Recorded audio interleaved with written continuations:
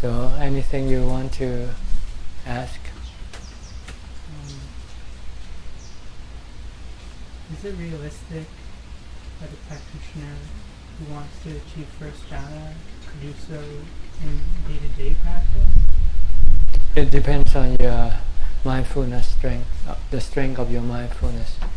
If you have strong mindfulness, you can have jhana. If you don't, So some people have strong mindfulness, and they could have jhana anytime, anywhere. They don't have to become monks or anything like that. Some monks have no strong mindfulness, they could not have jhana. Even if they have all the time to develop mindfulness, their mindfulness is not strong enough, then they cannot have jhana. It's the ability to concentrate on one object, not to let your mind think about other things. This is the thing that will make your mind enter into jhana. It's like when you try to put a thread through the needle hole. You need to have a very still mind, a still hand, and not sort of a wobble. If your hand shake, you cannot get the thread into the needle hole. Same thing with your mind. In order to enter into jhana, your mind has to be steady, be fixed on one object, like watching your breath, your breathing, and not think about any other thing. When you think, your mind starts to shake, so it cannot enter into jhana. So you need strong mindfulness to keep your mind to become still, not to shake. Some people have that maybe from their previous life. So when they meditate, they can get their mind to become calm very easily, quickly. Some people don't have this mindfulness, so they struggle when they sit. Because when they sit, they start to think about this and that, and then come back to the object of the meditation for a few seconds, then they go think about this and that again. So this way you will never be able to get the mind to become still, become calm, to enter into jhana. So you need to develop mindfulness.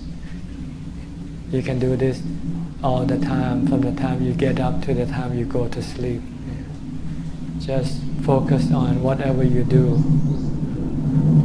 Don't go think about other things while you're doing something with your body.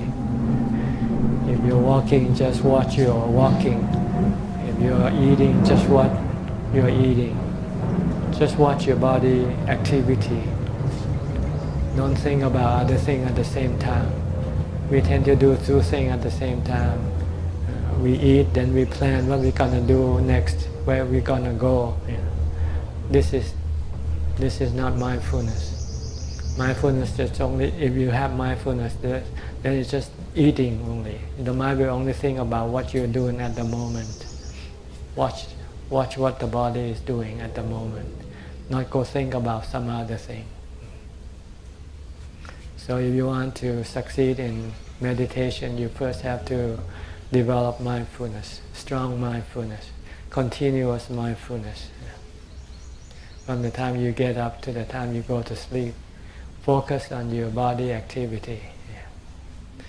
If you have to think about what you do, then just focus on what you... If you think about what you do, it's okay, because you're still watching your body. But if you think about some other thing else, then it's not okay. Because your mind has gone away. You want to bring it back to the present, to what is happening right now. So when you work, you have to concentrate on your work. If you have to think about your work, then you have to be mindful of your thinking. not thinking about some other thing else. But it's best not to think, so it's best not to work. Because when you work, you still have to think. When you work, you have to think what to do, about your work. So it's better not to work if you can afford it. When you don't work, then you have all the time to stop your mind from thinking. You don't have to think. And when you think, you can stop it by concentrating on what you do. Or you can use a mantra to help. If you cannot stop it by forcing it to watch what you're doing, then you use a mantra, like repeat the name of the Buddha, Bhutto, Bhutto, Bhutto, Bhutto. When you recite the mantra, then you cannot think about what you want to think. The purpose is to stop. The goal of having mindfulness is the ability to be able to control your thought, to stop your thought. Right now, your thought is like a runaway car. You cannot stop. You have to get on the car and apply the brake. Right now, your thought just keep thinking all the time. So you have to apply the brake to your thought by using mindfulness. If you have strong mindfulness, you don't need a mantra. You don't need to focus on your body activity. You can just tell your mind to stop thinking, then it will stop. But it's just a matter how long can you stop it. You may stop it for momentarily, then when you forget, it starts to think again. So you have to keep stopping it. Because if you cannot stop your mind from thinking, your mind cannot be calm, cannot enter into jhana.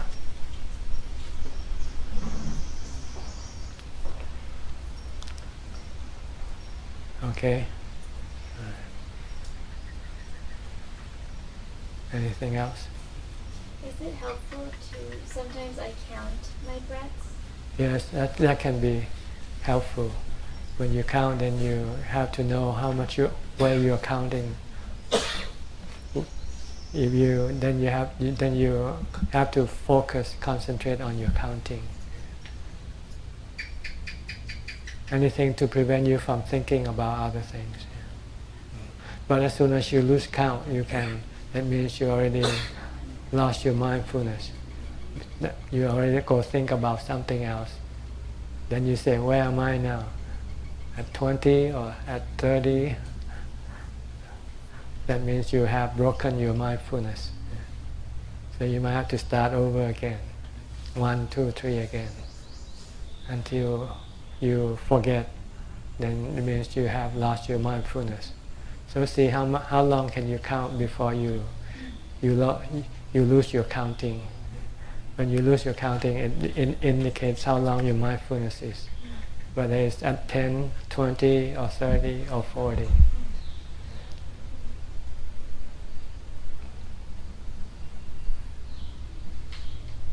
You have to do it a lot, not just while you're sitting. You should do it before you sit, because then you will have strong mindfulness by the time you sit. Then your mind can become calm very quickly. If you don't, you won't be able to sit for long. If your mind is not calm, your body will start painful, and then you will not be able to sit. Then you have to get up. So try to count before you come to sit. Count from the time you wake up. 1, 2, 3, 4, 5. Keep counting while you're doing your daily routine, while you're washing your face, brushing your teeth, so forth. Just keep on counting. See how far you can go with your counting. Okay, you can use counting, or you can use Bhutto, Bhutto, Bhutto. Or you can use some other words that you like. Hare Krishna, that is Hare Krishna. Om. Some use Om, Om.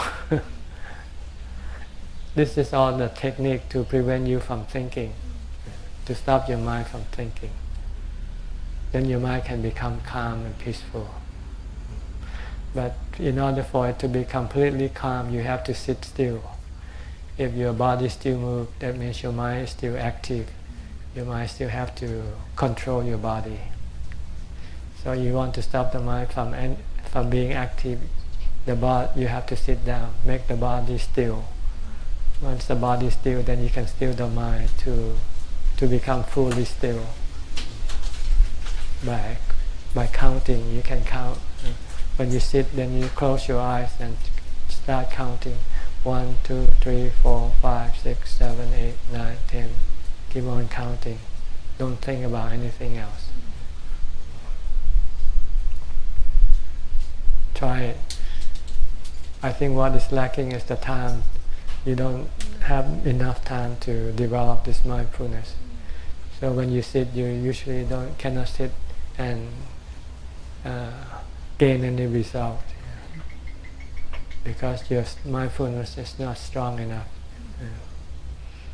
Your distraction is stronger. Your mind likes to be distracted by its own desire. It likes to think about something and then go do something else. When you have desire to go do something else, then you'll find sitting very, very torturous. But if you have no desire to go do something else, then you'll find sitting can be quite peaceful and enjoyable. So you have to control your thoughts and control your desire, your cravings.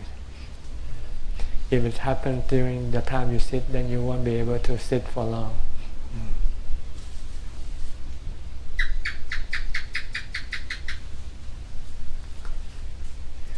So it's just a matter of having the time to develop mindfulness, which takes a lot of time. But don't be discouraged. If you cannot do it now, just try to do as much as you can under the circumstances that you are in. Try to apply most of your time for the development of mindfulness. And nothing else. Try to reduce your other activities that can cause your mind to become distracted, not concentrated. Activity like you go out through your senses, go to watching, seeing things. This is when you let your imagination roll with what you see and what you hear. Like when you watch a movie, your mind just imagine with what you see. Not stop thinking, but keep thinking with the movie that you watch. So it's better not to watch a movie. Better to close your eyes and watch your mind instead. So you have to have a trade-off. You have to give up some of your favorite activity so that you can have the time to meditate. If you want both, then you will not have either. You should have either or not. One or the other, not both. Because they are on the opposite end of the spectrum. You cannot have them both. If you want to have this, you have to be here, you cannot be there. If you want to be there, you cannot be here. If you want to meditate, you cannot have fun. If you want to have fun, you cannot meditate.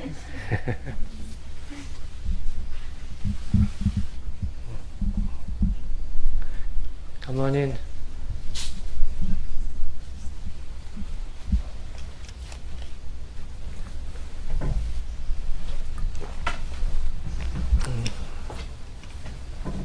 How are you?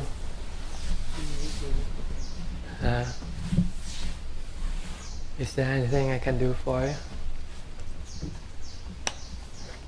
What are you here for? Are you looking for something, somebody, or what? I just want to look around. just to be here, just to be. Okay. Any question?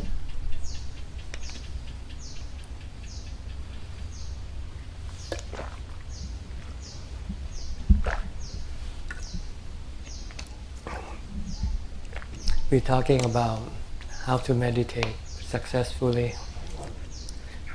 To be able to sit still and be happy, you need mindfulness. You need strong mindfulness to control your thoughts, to stop your thinking. If you can stop your thinking, then you can sit still and be happy and enjoy. And enjoy. But if you cannot stop your thought, then you cannot sit still for long, because your desire and your craving will come up. When your craving and desire come up, you cannot remain still. You have to do what you desire for or crave for. But if you can control your desire by controlling your thoughts, then you can sit still for a long time and be peaceful and happy. So you need the ability to stop your thinking. In order to stop your thinking, you need to think about something that doesn't that doesn't create any desire or craving, like counting here. You can count the numbers 1, 2, 3, 4, 5, 6, 7, 8, 9, 10. Just keep counting. Then you cannot think about other things. When you don't think about other things, then you won't have any craving for those things. You can use a mantra, or you can chant. You can use chanting if you like.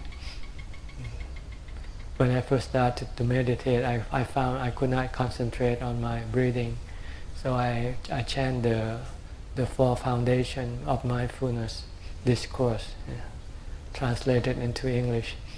Just memorize the discourse and then repeat the discourse mentally while I sit in meditation, and that way I can sit for long, for 40, 50 minutes. And then after that my mind becomes calm enough to be able to watch the breath, watch the breathing, concentrate on the breath, in and out breath.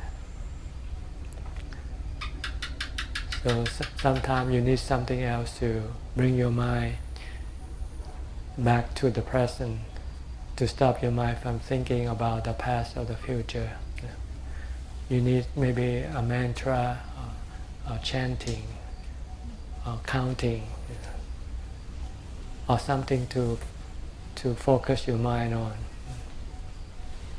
If you can do that, then your mind can become still and become happy. There's no form of happiness that is better than the happiness that arises from being calm, from the mind being calm. That's the best kind of happiness, because it's pure. It has no suffering afterward. It has no pain afterward. The other kind of happiness that we have through our body, they have consequences. They have pain afterwards, because you will lose what you have. See, you will lose what makes you happy. When you lose the thing or the person that makes you happy, then you become sad. Because everything in this world is impermanent. They cannot be with you all the time. Sooner or later, you will have to separate from them. When there is separation, then there is pain, there is suffering. But with this meditation, the happiness that you gain from meditation, you can always have it with you, because you can always do it, even without the body. Once you know how to calm your mind, then you don't need the body. Mindfulness is not part of the body, it's part of the mind. Once you have mindfulness, you can always make your mind happy, peaceful and calm. And if you want to have your mind to have total, complete, permanent happiness, you need the wisdom of the Buddha's teaching. You have to apply his teaching to get rid of your desire and your cravings. because it's your desire and craving that will cause your mind to become restless and agitated and not happy. So if you, every time you have any desire and you have the wisdom of the Buddha to tell you that you should not do what your desire asks you to do, then eventually your desire will disappear. If you don't do what your desire asks you to do, like if you used to drink coffee and every time your desire asks you to drink coffee and you say, no, this is not good. If I drink coffee, I will have to keep drinking. I will never stop.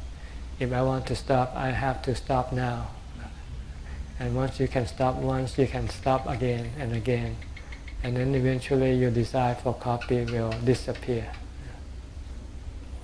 Then you will not be disturbed by your desire for coffee. But if you cannot stop your desire for coffee, every time it comes up, you will be disturbed. You cannot remain in peace. You cannot remain still. You have to get up and go fix yourself a cup of coffee. Same way with all the other kinds of cravings or desire. They will cause your mind to become restless and agitated.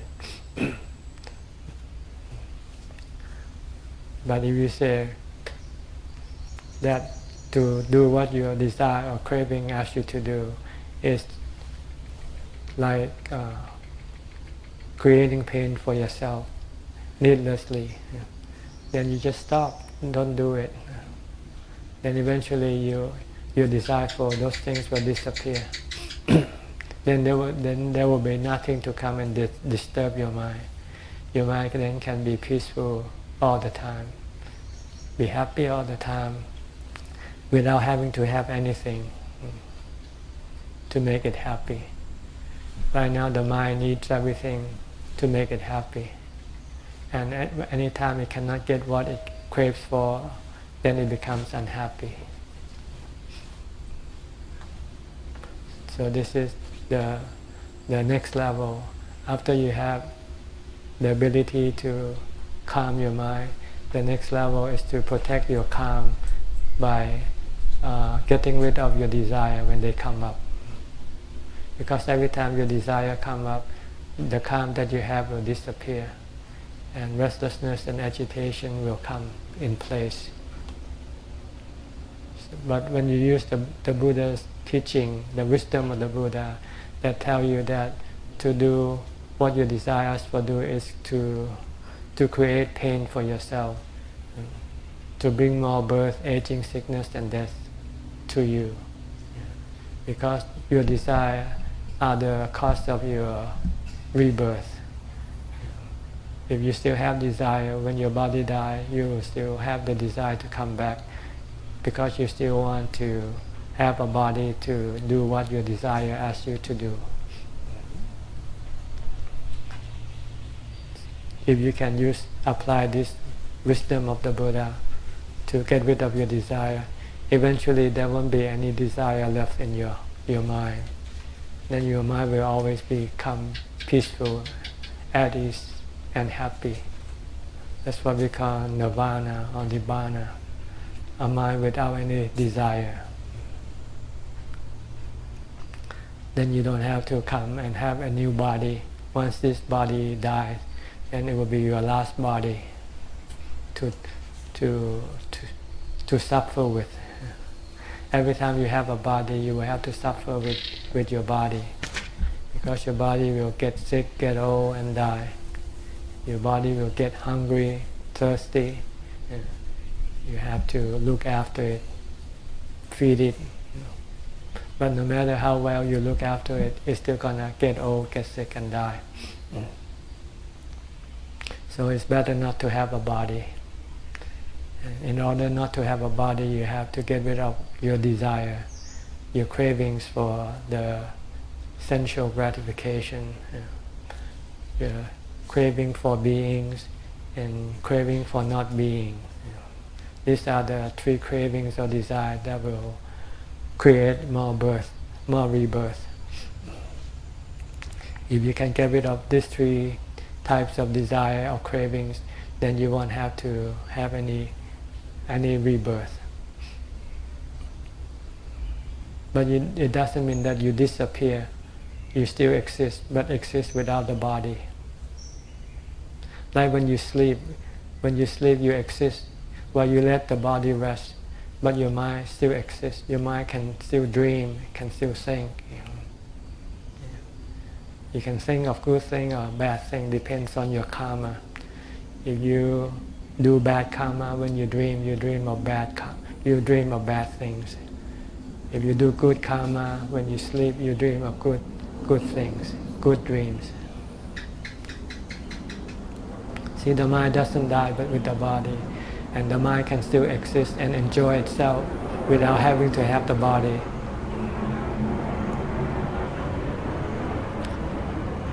So if you want to find peace and happiness, eternal peace and happiness, then you have to stop your desire, get rid of your cravings by meditating and by applying the wisdom of the Buddha's teaching. Every time you have any desire, use the Buddha's teaching that teaches us that the cause of our suffering are the cravings and the desire. The cause of our rebirth are caused by our cravings and the desire.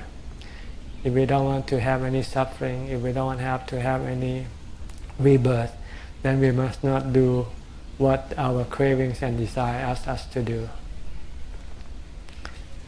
Once you can resist it, then eventually it will stop. It will disappear from your mind. Then you will be free. Free from all forms of agitation, for all forms of suffering, mental pain. Okay?